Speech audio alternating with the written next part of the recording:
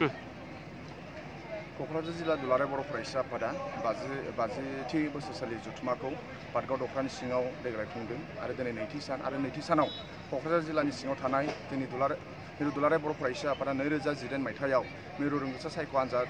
जे जों खुङो बिथांमोननि जिल्लानि जे टप 3 बिथांमोन बे फरायसाफोरखौ दिनै बरायनाय हाबाफारि आरो बे बरायनाय हाबाफारियाव आं गिबियावनो दुलाराय बर' फरायसा आफादनि सोलोंथाइ नेहाथारि जानानै जाय क'क्राझार जिल्लानि सिङाव जे मिरु रोंगौसा सायख' आनजादाव बिथांमोना टप 3 मानसि आवग्रिनो हाबाय बिथांमोनखौ साबायखर बावबाय आरो आफा अबंलावरिनाव आर'ज गाबबाय बे फरायसाफोरा जाहाथे इयुनावबो साफा मानसि जाथों आरो साफा लेखा गोरों जानानै बर' हारिनि समयसाखौ जाहाथे बिथांमोना सुफुंनो हायो। दुलाराय बर' फरायसा आफादा सोलोंथाइनि सायाव खामानि मावनाया 2006 मायथाइयाव बै समनि दैदेनगिरि बिथांमोना सोलोंथाइ बोसोर फोसावनानै खामानि मावदोंमोन आरो 2007 मायथाइनिफ्राय गुन गोनां सोलोंथाइनि मावथांखि फोसावनानै दुलाराय बर' फरायसा आफाद आरो बर' रायजो राजानि जि मेलेमजिबि बिथांमोननि सुबुरन लानानै 2006 मायथाइनिफ्राय जों खामानि मावबाय थादों। ओंखायनो जों देग्लाय 5थि खेब मिरु दुलाराय बर' फरायसा आफादा सेन्ट्रेल टेलेन्ट सार्च जों खुंदों। आं दुलाराय बर' फरायसा आफादनि सोलोंथाइ नेहाथारि जानानै आं साफ्रोमबो फोरोंगुरु सार बिथांमोनखौ साबायखर बावो जाय फोरोंगुरु सार बिथांमोननि सहाय लानानै जों दिनै 5थि खेब मिरु रोंगौसा सायख' आनजाद खुंनो हाबाय। बिथांमोना फोरोंगिरि सार बिथांमोनहा जोंनो जे कुइसन पेपार दाननायनिफ्राय फरायसालियाव खुंनाय जे आनजाद खुंनानै होबाय बिनि थाखाय आं बिथांमोनखौ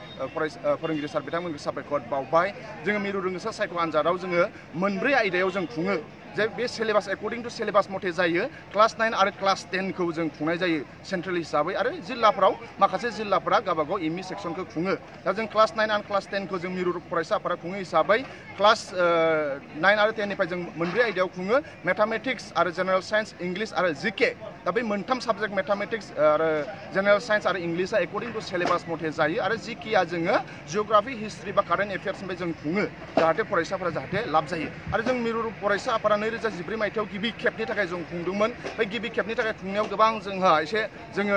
प्रब्लेम जागोन नामा खस्थ' जागोन नामा गोबां जों फोरोंगिरि सार बिथांमोनाव साजेसन लादोंमोन नाथाय खुङै 5थि खेब जों खुंबाय जोंहा एक्सपिरियेन्स जाबाय। आरो बिदिनो जोङो 2015 मायथाइयाव सासे फरायसाया बरपेटा रड इउएन एकाडेमिनिफ्राय बिथाङा क्लास 9 आव टपार मोनदोंमोन। बिथांनि पार्सेन्टेजआ बिराद हिउज गेप बिथांखौ जोङो एसे नोजोर होखादोंमोन आरो 2016 मायथाइयावबो बिथाङा क्लास 10 आव टपार मोनबाय। बिदिनो 2017 मायथाइयाव बिथाङा आसामजों खुंजानाय जि मेट्रिक आनजादाव बिथाङा टप 10 आव मासि आवग्रिनो हाबाय। दा जोङो फोथायनाय दङ मिरु दुलाराय बर' फरायसा आफादा जे बर' फोरोंगिरि सार बिथांमोननि हेफाजाबाव जे जोङो मिरु रोंगौसा सायख' आनजाद खुंनायनि फिथाइया जाहाथे जों मोन्दों आरो कुवालिटि इडुकेसनाव मिशन कुवालिटि इडुकेसनाव बिथां फरायसामोनहा जिबायदि एवारनेस जों लुबैदों जाहाथे बिथांमोना साखाफारा जाथों दिनैनि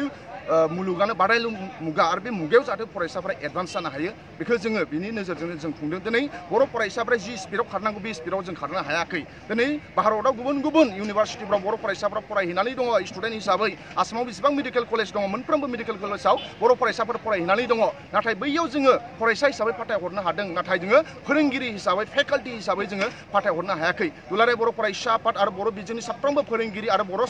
मेलेमजिबि बिथांमोनखौ लानानै नेक्स्ट जाहाथे 2020निफ्राय 2020 मायथाइनि उनाव जाहाथे जोङो फरायसा हिसाबै जों फाथायहरा दिल्लीयावनो जा मुम्बाइआवनो जा IIT फरायनाय बा इउनिभारसिटिफोराव जों जाहाथे प्रफेसार हिसाबै जों जाहाथे फाथायहरनो हायो अब्लासो जोंनि बर' हारिया गेरेमसा जागोन। बर' हारिनि बिफा उपेन्द्रनाथ ब्रह्मनि जि सानस्रि आरो सान्थौ जि बर' हारिया गेरेमसा जानांगौ बेखौ जों खुंनो हागोन। दा दिनै इण्डियानि लिटारेसि रेटआ 74 आरो आसामनि लिटारेसि रेटआ 73 नाथाय बर'नि लिटारेसि रेटआ जोंहा खम। जि भारतनि 130 कौटि मानसिफ्रा सानसे समावनो जों इन्डिपेन्डेन्ट मोन्दों आरो साफ्रोमनि थाखाय 24 घन्टा आरो साफ्रोमनि थाखाय बोसोरसेयाव बेसेबां सान थायो साफ्रोमबो मानसिनि थाखाय नाथाय एखे दिनाव 7 दिन मोननाय एखे जों मानसि हिसाबै माखासे हारिफ्रा जि गोजौआव थांदों माखासे हारिफ्रा जों थालांदों आरो बिनि थाखायनो दुलाराय बर' फरायसा आफादा बर' हारिखौ जौगानायाव जों खामानि मावगोन आरो साफ्रोमबो बिमा बिफानि जि साननाय गावनि फिसा हौवा फिसा हिन्जावखौ जि मानसि खालामनांगौ जि मोजां मानसि खालामनांगौ बेयाव जों दुलाराय बर' फरायसा आफादा गामि थांनानै जोङो सोलोंथाइनि सायाव जों खामानि मावबाय थागोन। फैबाय थानाय समाव साफ्रोमबो फोरोंगुरु आरो मेलेमजिबि सार बिथांमोननि जाहाथे सहाय मोनो जों बेखौ मिजिंथिनाय थाबाय। आथिखालाव जे बर' बिजों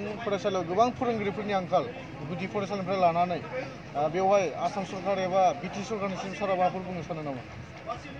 बर' बिजोङा माखासे बिराद जोंहा जेंना फैनानै दङ दा आसाम सरकारा जि नोजोरजों नायनांगौ बे नोजोरजों नायाखै बिटिसि सरकारा जि नोजोरजों नायनांगौ बे नोजोराव नायाखै दा बिटिसियावनो दा क'क्राझार डिस्ट्रिक्टआवनो गोबां जा साइन्स टिचार गैया मेथ्स टिचार गैया फरायसालिफोराव सिंगल टिचार दङ बिटिसिनि बाहेरायाव माखासे एलपि स्कुलाव जाय मानसिया बर' रोङा जाय मानसिया बर' फोरोंनो रोङा जाय मानसिया बर' रायज्लायनो रोङा बर' स्कुलाव गुदि फरायसालिफोराव हारसा मानसिनि बा आदार बेकग्राउन्डनि आदार मिडियामनि बेकग्राउन्डनि फोरोंगुरु सार बिथांमोनखौ थिसनदों जे आसाम सरकारा बर' फरायसाफोरखौ जि नोजोराव नायनांगौ बे नोजोराव नायाखै सरकारा आसाम सरकारा जे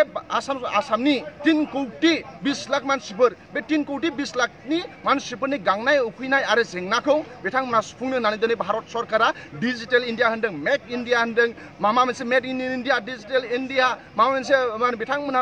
इन्टारनेटखौ बिराद गोजौ लानानै खामानि मावनो होनदों नाथाय जोंनि फरायसालिफ्राव दिनैसिमबो जोंनि फरायसालिफ्राव कम्पिउटार गैया जोंनि फरायसालिफ्राव बिजाब गैया जोंनि फरायसालिफ्राव फोरोंगिरि गैया नाथाय दिनै आसाम सरकारा बिथांमोना एखे नोजोरजों नायाखै गुबुन मिडियामखौ जेरैबायदि नायो दा जोंनि बर' बिजोंखौ नायाखै ओंखायनो जों थांनाय बोसोरावबो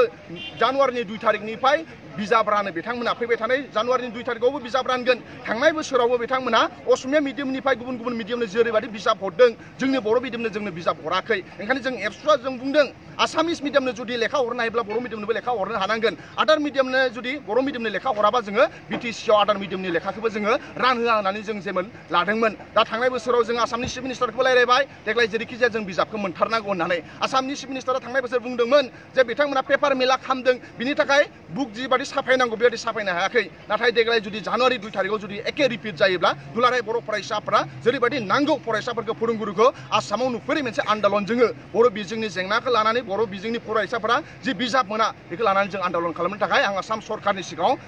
बेखौ फोरमायनानै होबाय साबायखर थाबाय